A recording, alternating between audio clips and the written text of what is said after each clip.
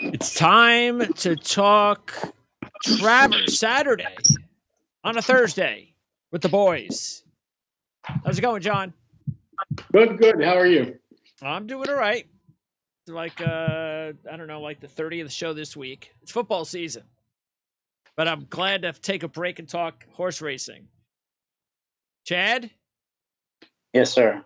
Trying to think of another question other than how are you? How's it going? How's the weather at Saratoga? Going to be good on Saturday? We had some much needed rain for a couple of days. It poured down rain on Tuesday. Took everything off the grass. The first day we lost races on the grass at Saratoga on Wednesday, but seems like everything's good. Might get a little shower on Friday, but for the most part, Saturday should be clear and sunny skies, and may the horse be with you. And by the way, we have 3 races from Saratoga that we're going to talk about on our show, 2 that are available on our Patreon page. We have our free one that's going to be the Travers, but there's another race that's coming up on Sunday, the Ballerina. That's the Breeders' Cup race for the sprint division. Anybody we should keep an eye on for that race, Chad? Well, I mean, look, it's a race that's wide open. That was a Saturday staple forever. It's the first time I ever remember, and Jonathan, correct me if I'm wrong, that it's on Sunday. It was always on Travers Saturday. So I'm kind of surprised that it's on Sunday. But it came up with a pretty solid field. It's a 7-horse field. CC, of course, already in there. She won the race at Gulfstream last time and drew the rail. She won this race. Well, she was in this race last year. I should say she lost to Gamine and then came back and switched it up when she won the Breeders' Cup. Obligatory, really, really nice filly for Bill Mott, and an up-and-comer for Bill Mott also. He has Caramel Swirl and Travel Column. Travel Column ran at the Kentucky Oaks last year for Brad Coxbow, was impressive in allowance race. Goodnight Olive for Chad Brown has toyed with Allowance Company, finally runs in a stake race. And then you have Lady Rocket for Brad Cox and Bella Sophia for Rudy. So it's all the horses that you'd like to see, to be honest with you, other than maybe the Wesley Ward filly that won the race last time in Chi-Town Lady, which we probably won't see again till the Breeders' Cup. But they're all in there. It's a great race. It's a competitive field. And certainly the winner of this field should stamp themselves as maybe the horse to beat in the Breeders' Cup Filly Mare Sprint come October. Is CC the favorite? Yeah, I think she'll end up being the favorite, but I think you'll get a lot of support for basically every other horse in the race. I mean, of the 7 horses, I think 5 of them are coming in off races where they were sent off as the favorite last time they ran. Wow. Okay. So it'll be a very, very competitive field, and CC's the high weight. She's giving anywhere from 2 to 7 pounds to the rivals. So they say that weight is the great equalizer. I know the sheets agree with that a little bit. I don't make it as big a deal, but CC is giving plenty of weight to some of her competition. All right. Well, if you want John's picks, you go to johnsheets.com and order this package. All right. Let's check out the Travers first, and then coming up later, we're going to do the H. Allen Jerkins Memorial and the Sword Dancer. So those are the other 2 races we're going to talk about on today's show. Those 2 races will be available on our Patreon page. But the big one is the Travers. One of the biggest races of the year, 1.25 miles, go off about 5:45 on Saturday. First 125 mil for 3-year-olds. And we start with the one and only Cyberknife. Thank you, ladies and gentlemen. Show is over. Cyberknife, baby. What do we talk about? What else can we say about Cyberknife, John? Nothing. He's got a perfect line. He ran a 6 and a 5 in his last 2 races. He had the rail last time at Monmouth. He draws the rail again. I think the rail is good for him. There's no speed outside of him, so I think he's going to be, no speed in the 2 and 3 post anyway, or 4, as a matter of fact. I think he's going to land in a perfect spot going into the first turn, and I expect him to make a forward move, and I think he'll be very tough to beat. Yeah, it's looking like a 3-horse race as far as the favorite, Cyberknife, Epicenter, and Zanden. So what do you think about Cyberknife coming back from the big win at the Haskell? Can he make it Haskell-Travers double, Chad? Keep the dream alive for the $1 million bonus from the people with the at Monmouth Park. They have a $1 million bonus if you win the Haskell, the Travers, and the Breeders' Cup Classic. The people that have the what's it called, the betting where it's already the fixed odds, whatever. Okay. The company that does fixed odds, we're giving away $1 million bonus if you can do it. Look, I love John's scenario. I don't know that that's the scenario we're going to get. Certainly, you'd like that to be the case, but look, nothing is ever easy with Cyberknife. He hasn't made anything easy in his day. He does it to himself more times than another horse doing it to him, and he just needs to break and let the chips fall where they may. But I mean, I think the Brad Cox barn is coming into this race with a lot of confidence. I think jockey Florent Giroux, who's breezed him a lot and ridden him a lot, is going to have a lot of confidence in him, and just kind of need things to go his way. And if everything kind of breaks the way that Jonathan is predicting, then it'll be a big party at Nové on Saturday night. But we gotta run the race first and go from there. But certainly, I don't think anybody in that camp, for the most part, maybe a few, but would want to trade places with anybody going into this race. He could not be training any better. He's never run at Saratoga, but he breezed here a bunch last year. He's had 3 breezes since the Haskell this year, and he just kinds to bounce over this track. This has been a really deep and demanding track kind of all year long at Saratoga. They fiddled with it a little bit. It's tightened up a little bit the last week, but no matter what the surface has been, Cyberknife has just kind of glided over the track each and every morning with absolute ease. Did you feel better about Cyberknife in the Haskell, or now that he's coming up with a win here in the Travers?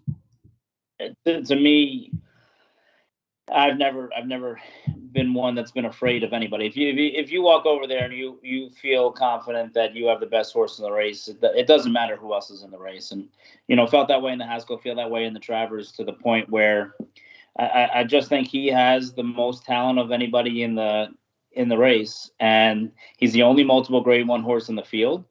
And hopefully he'll make it a third grade 1 on Saturday. But certainly this is, even though just a field of 8 with the late defection of Charge It, it'll still go down as one of the deepest Travers in recent history. You have the Derby winner and Preakness winner are both in this field, and they're both not in the top 4 for the choices for the favorites.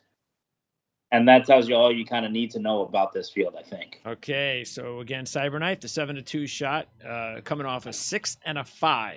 Last 2 sheet numbers. The 2 is Rich Strike, the Derby winner at 10-1. John ran a 10 in the Kentucky Derby, ran an 11 at the Belmont. Still no single digits for Rich Strike. Yeah, and they're playing him up. They say he's working well and he likes this track, but meanwhile he hasn't broken a 10. You're going to need a 5 or better to win the race. So he was 80-1, I think, in the Derby. He should be 80-1 on Saturday, but he won't be. But, I don't like him at all. I don't give him any chance. Chad? I almost feel bad for this horse. It's getting to that. he actually, he's been up here for about 2 weeks now. I've gotten a chance to watch him train every day. He's a cool little horse. There's not a lot to him. They say he's bigger and stronger. That's fine, but he's a cool horse. Like, if he wasn't the Derby winner and he was running in a 53 Life or something like that on Saturday, he would be my pick. He's a really, really nice horse. He trains well. He likes his job. He likes what he does. But he's just in over his head. He's not as talented as the other horses. The Derby was a fluke, and I think it'll just be a continuation of that come Saturday. But I will say this: if he runs in the Claiming Crown on November 13th at Churchill Downs, he loves that track already. He could be very, very tough in the Claiming Crown come November 13th. The Claiming Crown? Yeah. That's for horses that were in claiming races somewhere during the year. They're eligible for those races. He was claimed for $30,000. So whoever claimed him hit a home run, obviously, by winning the Derby.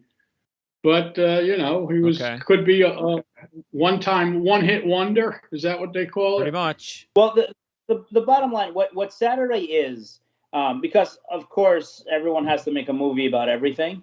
Saturday is the definition of, is the Rich Strike movie end with him crossing the wire in the Derby, or does it end? Is there a continuation of the Derby? Is kind of the middle point of the movie? I have a feeling that it's the beginning of the end. If they were smart, they would already be in production for the movie. The movie's over. All right, the 3 is Ain't Life Grand. Now, who is this trainer? Kelly Van Hemel? Never heard of Kelly Van. So Kelly and his brother, they've been in the Midwest for a long, long time. Their father was a trainer as well. They're royalty in the Midwest. Okay. They're Prairie Meadows and Oak Lawn, and you don't see a lot of them over here. The ironic thing is, the last time Kelly Von Himmel was here, he came on back-to-back years, and he brought a filly with him to run in the race. I think she was in the Ballerina or something like that. And that filly was a really quality horse. And look, I mean, you're going back a long way to find like the last time that he ran here. But he brought a horse by the name of Miss Macy Sue. And the reason why that's relevant is Miss Macy Sue ended up becoming the mother of Not This Time, who is now the father of this horse that starts for Kelly Von Himmel. So everything kind of comes full circle. Not This Time has been a wonderful sire. She's been a great mare. She's also the mother of Liam's Map, who won the Breeders' Cup. And look, Kelly Von Himmel doesn't come here for the free lunch. She doesn't come here just to kind of, let me check out Saratoga and see what's going on. He thinks the horse deserves to be here and gives his shot. I think Jonathan will sit there and say, his numbers may be a little bit on the light side for some of the better horses in this race, but he's a cool horse. He trains well. The one thing with him, he's not going to get tired. He galloped out a mile on Saturday when he breezed and did not get tired at all. He's a fit horse, and he's one for sure that I have no problem that wants to get the mile and a quarter, where you might have distance problems and questions on everybody else in the field. So he's, to me, a sneaky one to complete the trifecta or something like that among some of the bigger horses. And at the end of the day, the question that I have, and I don't know, Jonathan, you seem like you disagree, but I think he might be the one that goes for the lead. And on his PPs, he showed a little bit of speed in the past, laying first and second. But if nobody else wants the lead, is Tyler Gaffalione going to grab the bull by the horns and say, if you don't want it, I'll take it? And it just is an interesting play here if Ant Life Grand is the one that actually makes the lead here, John. Well, with early voting in the race and Chad Brown having 3 horses, he's sending early voting. I mean, the Ain't Life Grand could certainly leave, but I don't know. Let's see. I mean, despite the fact that early voting won the race gate to wire in the Preakness, Chad Brown is convinced that early voting wants a target. And I understand he has 3 in the race, and they all 2 of them, at least the 2 Ortiz brothers, have a similar running style. But I think Chad Brown would be okay with Ant Life Grand making the lead if he wanted to make it. If nobody goes, then early voting will assume the lead. But I don't think that's necessarily their game plan to come out of there and scrubbing for all it's worth. Well, John, out of the 3 and the 4, those 2 long shots, with the 3, I like the 3 and the 4 for sure. You got the 3 with the 16, 13, 8, then bounced just a little bit to a 10 last time, but still won. And then the 4, last 3, 26, 12, 10. But again, at least the 3's got the 8 and then a 10. Yeah, no, the 3's much better than the 4. And the 3 has an 11 as a 2-year-old. So, he came out and broke through it 2 starts back. This horse is fine. If you're looking for a bomb to get in somewhere on the bottom, that would be my selection. Okay. And again, that's Ain't Life Grand, a 20-1 shot, the 3 horse, 2 wins back-to-back, 4 wins last 6. Out of curiosity, John, I don't know how you feel about this, but the horse that Ant Life Grand beat in that start back in the Iowa Derby was the horse Conager, okay? Now, Conager came back and won a race at Colonial Downs and is now running in the 8th race in the 8th Down Americans. if he were to win the H. Allen Jerkins, does that influence you at all when you look at other horses coming out of those races, key races? Is that a thing that bothers you, or completely different beast? I definitely believe in key races. Okay. I do. But Conacher's not going to win, and Conacher's 7-2, so I'm not worried about it. By the way, you agree then there, Chad, that the 3 a better long shot option than Gilded Age, the 4? Yeah, I mean, look, Gilded Age likes this track. He's run well. He's a beautiful horse, but I don't think he's good enough for these. He was a well beaten second in the Curlin behind Artorius, and I don't see what's changed between now and then for him to flip the script on Artorius, let alone the rest of the field. All right, the 5. You know, what is this? Artorius, the 9-2 shot. And we got Chad Brown. We haven't talked about Chad Brown since last week. Thank goodness. So Chad Brown, Rat Ortiz. You got 13, 9, and 9 in the 3 races there. 2 wins, John. So not a lot to go on, but the last 2 races, which were wins, were both 9s. Listen, he has 3 career starts. He's never done anything wrong. So, I mean, the problem with this horse is this is the first time he's coming back close. Usually, and it's not even that close. I mean, he's been off since July 29th, but Chad Brown has always taken his time. All his races are well spaced. This is the first time he's coming back close to the 9. I think he has a shot to go the other way and react a little bit. Artorius, Chad. Look, he's a nice horse. He's a really nice horse, and he's a horse that I couldn't wait to run in the Curlin. He was super impressive that day in the Curlin, and did what I thought he would do. But he's very, very light on experience, and he's a horse that I think is going to learn a lot from this race. And I think he has a bright future, but I don't know that future is Saturday. I mean, he's running against horses that are. Yeah, I think that's a perfect word. You know, they're a lot more battle tested than he did. He, to no fault of his own. Look, when you trip out and you get the best possible trip, you shouldn't be punished for that. But he did get the dream trip last time out in the Curlin. And there's 3 or 4 horses in this race, despite who makes the lead, that have the same exact running style as Artorius. So I read Ortiz has won a couple of Eclipse Awards. He's come under fire for some of his rides over the last year. He's going to have to give the ride of his life to win the Travers. It's possible. I mean, a lot of people have a lot of confidence in Irad, but he will have to give the best ride of his life. The horse is a nice horse. He's the buzz horse. The fact that he's the favorite over Zanden, I thought was a little bit of a surprise. But he needs to run the best race of his life, and I'm not sure that he's ready for that yet, especially coming back relatively quickly in such a young career. Epicenter, this is the favorite, morning line favorite, 7-5. Rosario back on board again, and coming off the Jim Dandy win over Zanden. Winner of the Louisiana Derby and the Risen Star earlier this year, was the favorite of the Kentucky Derby, finished second to Rich Strike. Thank you. And is finished first or second at 8 straight races, John. Epicenter, is this, do you think this is the toughest competitor for Cyberknife? Yeah, I mean, listen, he's fine. He ran a 6 1/4 earlier, 4 starts back, and ran the 6 last time out.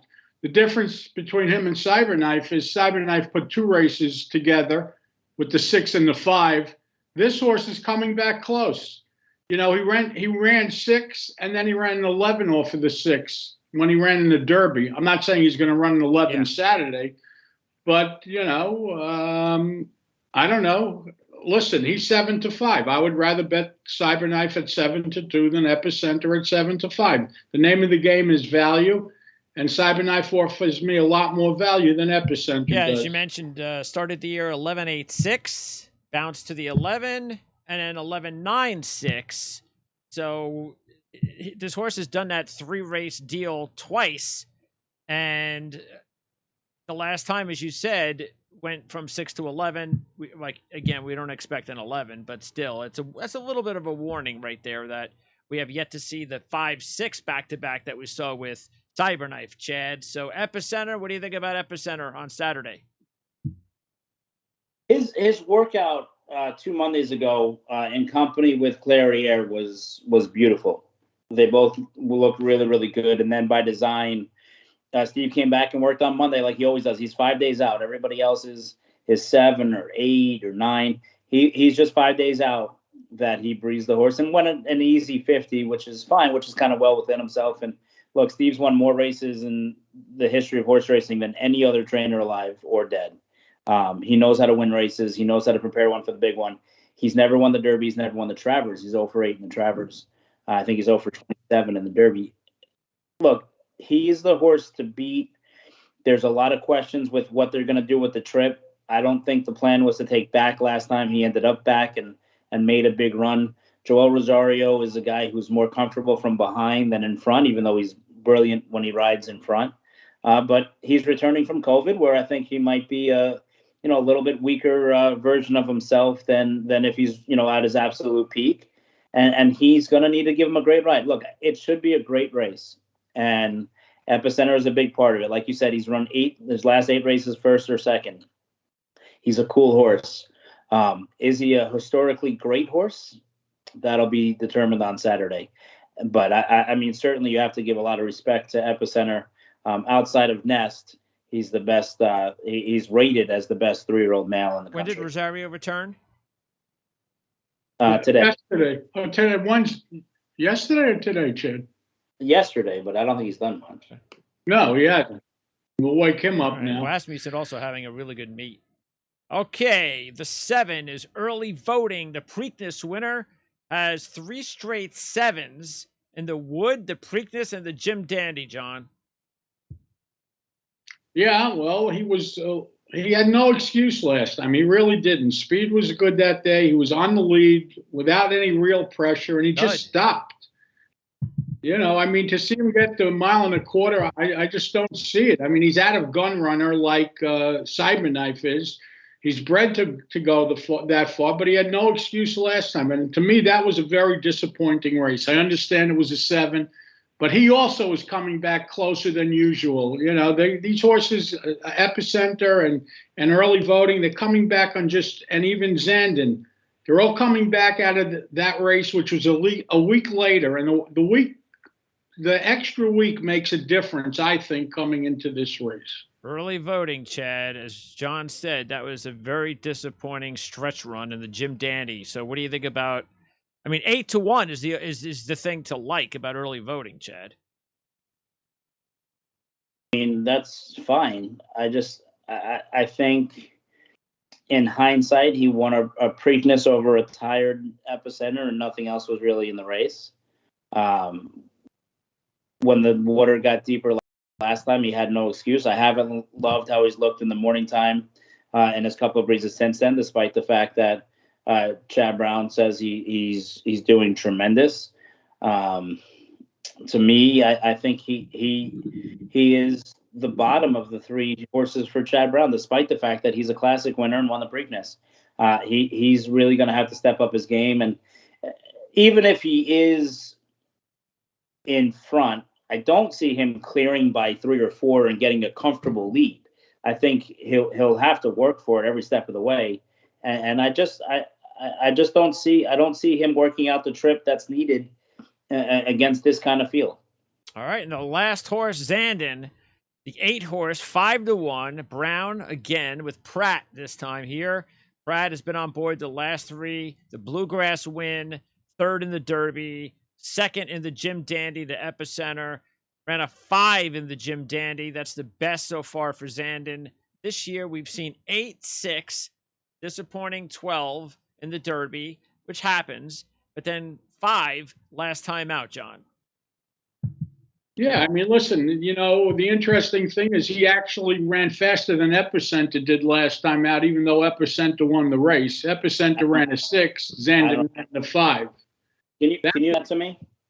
I guess he was wide and lost ground. I don't know. I don't have the answer. I don't know why it's that way either, Chad. I really don't. But I just feel like watching the race. I understand, right? Like obviously Epicenter came up the inside and saved ground, but Epicenter was carrying 2 pounds less and everything else, so that's where that extra point comes from.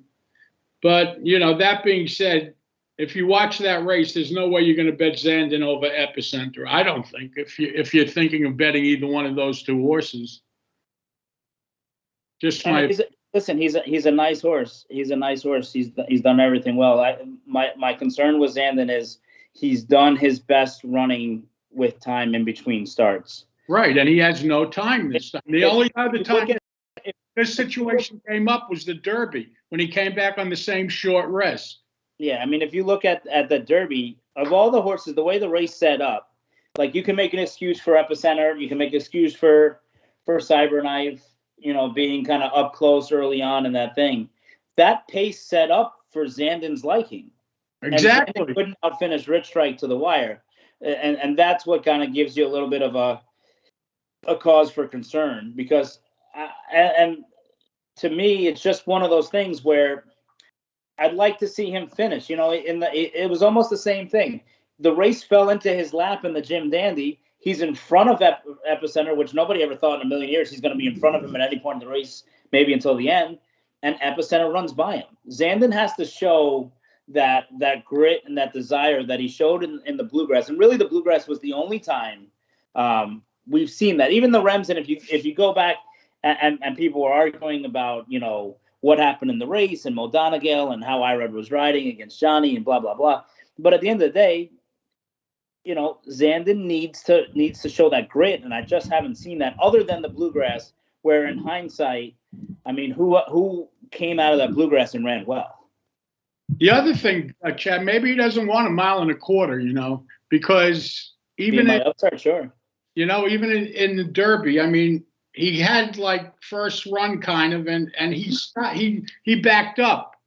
So I don't know. I'm not a fan. I mean, at 5-1, he's fine, but again, I don't think he's beaten Cyberknife.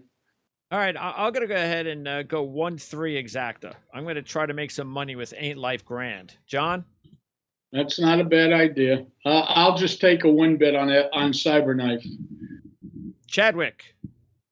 I mean, it's Cyberknife for me, but I think you throw in Epicenter and Ant Life Grand underneath if you wanted to, but I mean, I think it's hopefully Cyberknife finally gets the respect that he deserves on his name, because he hasn't gotten it yet.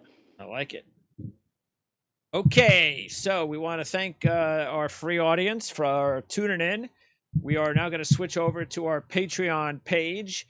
That is our channel on Patreon at Prime SN. So again, you can check out the link right here on our page for the show, and hopefully you'll become a patron one of these days if you aren't already one for just $5 a month.